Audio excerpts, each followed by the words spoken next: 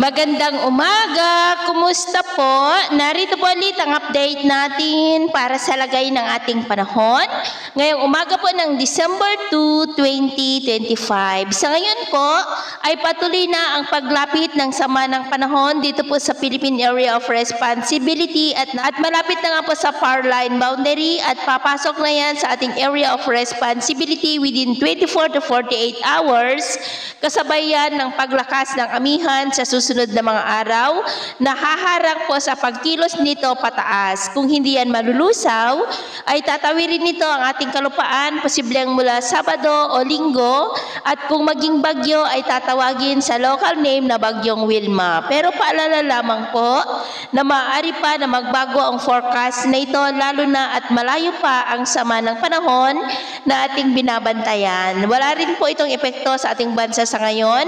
Ang amihan rin ay umiihip lamang pero mahina lamang dyan po sa may extreme northern Luzon. At ito naman ay pinapakita ng forecast model natin pong ginagamit hanggang po sa susunod na 2 linggo. At sa lagay ng ating panahon, ngayong madaling araw ay maayos naman po ang panahon sa malaking bahagi ng bansa pero may tsansa pa rin ng mga isolated rains lalo na po dyan sa may Zamboanga at Sulu Archipelago.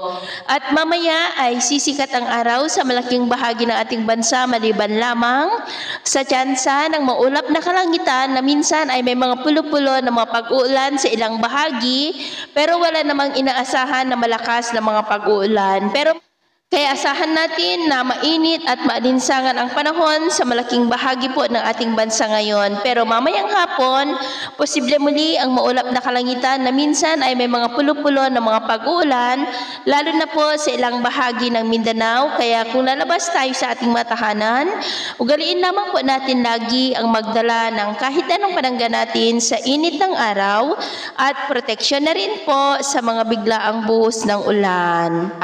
At sa atin naman pong mga baybayin, wala po tayong nakataas na namang gale warning signal sa ngayon, pero iba yung pag-iingat lamang po kung papalaot tayo para mas makaiwas sa mga sakunang pangkaragatan. So ito po ang latest update natin sa araw na ito. At ako po muli si James na nagsasabing sa kahit anong pagsubok po na darating sa ating buhay, huwag na huwag po tayong mawawalan ng pag-asa. Thank you and God bless!